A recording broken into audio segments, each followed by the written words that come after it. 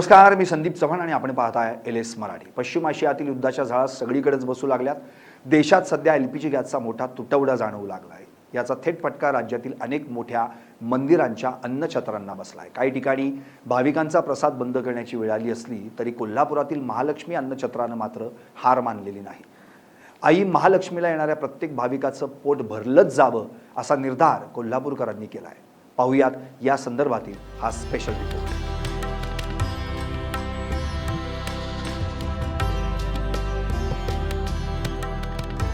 कोल्हापुरात यायचं, अंबाबाईचं दर्शन घ्यायचं आणि महालक्ष्मी अन्नछत्रात जाऊन 4 घास खायचे, हे जणू भक्तांचं समीकरणच तयार झालंय। गेली 19 वर्षांपासून अन्नछत्रात अन्न शिजलं नाही असं कधीच झालं नाही।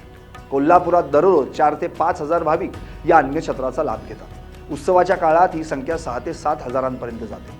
अन्नछत्रासाठी रोज 4 ते 5 LPG सिलेंडर लागतात। मात्र गॅस तुटवड्यामुळे आता अन्नछत्रानं चुलीवर स्वयंपाक करण्याचा निर्णय घेतला आहे। जास्तीत जास्त भाविकांना भोजन देता यावं यासाठी प्रसादामध्ये काही प्रमाणात बदल करून नियोजन केलं गेलंय। तर विचार केला तर आम्हाला गॅस परवडतो, हा डबल खर्च आम्हाला करावा लागतो काय कारण असताना। लाकडामध्ये एकतर लाकडामुळं लाकडं मिळत नाहीत, लाकडं मिळत जी वाहतूक करायला लागते ती वेगळीच, त्याचबरोबर लाकूडच्यामुळे होणारं प्रदूषण, धूर वगैरे हाही विषय वेगळा, आणि थोडं लाकूड वापरणं हे गॅसच्या तुलनेत 100% महाग पडतं। आज आमचा गॅसला जर आम्हाला महिन्याला 2 लाख खर्च असेल तर हा खर्च साधारण 3.5 लाखापर्यंत जातो। रोज 300 किलो लाकूड आम्हाला लागतो, रोज 300 किलो पूर्ण हे जेवण करायला।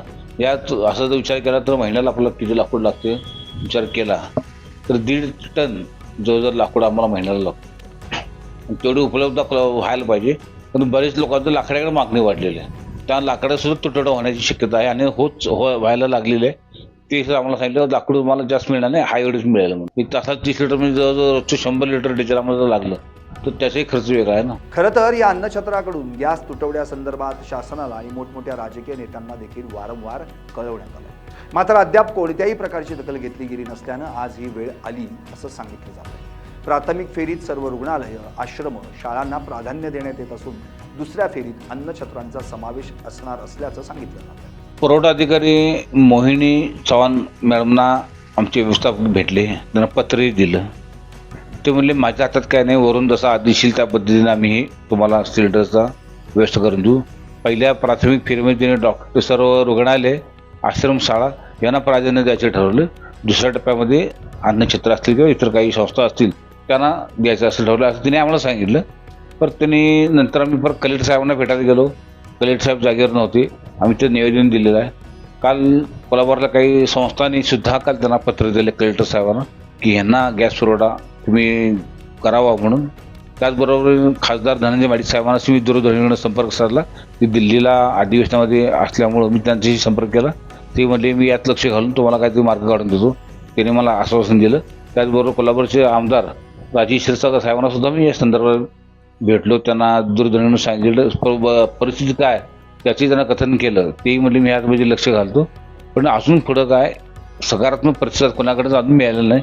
त्यावर नाईलाज म्हणून आम्हाला हे लाकडावर करण्याशिवाय दुसरा पर्याय उरलेला नाही। आम्ही माननीय मुख्यमंत्री देवेंद्रजी फडणवीस साहेब यांना ईमेल पाठवलेला आहे की अशी आमची संस्था असं काम करते, आपण स्वतः यामध्ये लक्ष घालून आम्हाला गॅस पुरवठा करण्यासाठी सहकार्य करावं असं काल त्याला आम्ही ईमेल पाठवलेलं आहे। अजून आम्हाला काही उत्तर आलेलं नाही। खासदार सुप्रियाताईंनी हा प्रस्ताव मांडला की कोल्हापुरामध्ये मोठं अन्नछत्र चालतं, दररोज 5,000 भाविक या ठिकाणी लाभ घेतात।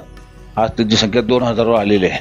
आपण त्यांच्याकडे लक्ष द्यावं असं त्यांनी लक्ष वेधलेलं आहे, पण तिकडे अजून सुद्धा आम्हाला काय असं निरोप वगैरे काय आलेलं नाही आहे। आई अंबाबाईचं दर्शन घेण्यासाठी लाखो भाविक कोल्हापुरात हजेरी लावतात।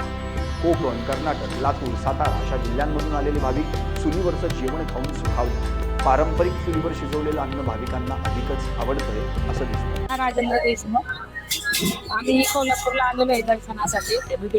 तर आज बाहेर एवढं बिकट परिस्थिती आहे, ह्याचं गॅसची टंचाई आहे, महागाई आहे, तरी सुद्धा इथे इतक्या उत्तम इतक्या पद्धतीने प्रसाद केला जातो, बनवला जातो आणि तोही चुलीवर, आणि इतका सुंदर होता तो की म्हणजे तो शब्दात सांगता येत नाहीये। हॅलो, मी मनोहर गणुगडे, प्रॉपर राष्ट्रवादी बुद्रुक पुणे आहे। मी गुढीपाडव्यानिमित्त महालक्ष्मीच्या दर्शनासाठी आलो होतो। बाय द वे मी बघितलं तर एवढं इतकं आता युद्ध टंचाईमुळं बाहेर गॅसचा वगैरे इतका मोठा इश्यू आहे. पण तरी देखील मी आता मी स्टाफबरोबरच आलेलो होतो माझ्या दर्शनासाठी. तर मला अशी प्रतिक्रिया द्यावीशी वाटते की आवर्जून कोल्हापूर वासियांनी जरी गॅस टंचाई इतक्या मोठ्या प्रमाणावर जरी जाणवते तरी देखील हे अन्नछत्राचं जे काम आहे ते अविरत आणि व्यवस्थितरित्या एकदम सुरू आहे. त्यावरती असलेल्या आपल्या गॅस टंचाईचा कुठलाही परिणाम झालेला नाही आहे. भलेही त्यांनी चुलीवरती जेवण करून देखील खूप चांगल्या पद्धतीनं आपलं अन्नछत्र इथे राबवलेलं आहे. सो म्हणजे मी खूप पाडव्यानिमित्त सदिच्छा व्यक्त करतो की असंच हे अविरत चालू राहील. या अन्नछत्रांनी आता चुलीवर जेवण चालू केलंय खरं, मात्र याचा खर्च आवाक्या बाहेर असल्याचं अन्नछत्र प्रशासनाकडून सांगण्यात आलं. LPG गॅसपेक्षा किमान 1.5 खर्च अधिक असल्याचं त्यांनी सांगितलं. स्वयंपाकासाठी मांडण्यात आलेल्या चुलीला किमान 300 ते 400 किलो लाकूड आणि डिझेल भट्टीला किमान 40 ते 50 लिटर डिझेल लागत असल्याचं त्यांनी सांगितलं. तरीही भाविकांची सेवा अखंडित ठेवण्याचा प्रयत्न सुरू आहे. जी गॅस टंचाई झालेली आहे त्या गॅस टंचाईच्या पार्श्वभूमीवर सध्या आम्हाला गॅस टंचाईला मोठा संकटाला तोंड द्यावं लागते. कारण कमर्शियल गॅस आम्ही वापरतो तो गॅस आम्हाला मिळत नाही आहे. हे गॅस मिळण्यासाठी जो आमच्याकडे साठा होता तो साठा आम्ही पुरून वापरला. सध्या तोही संपला.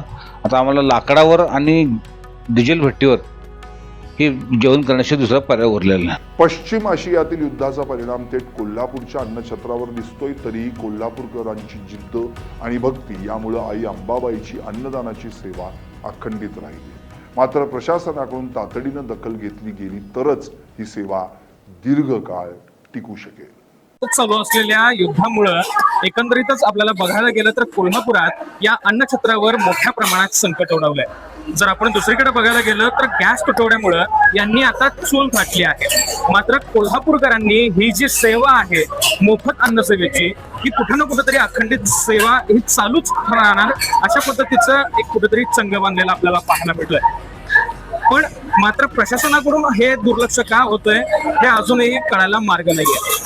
LS मराठीसाठी मी निरंजन, कोल्हापूर.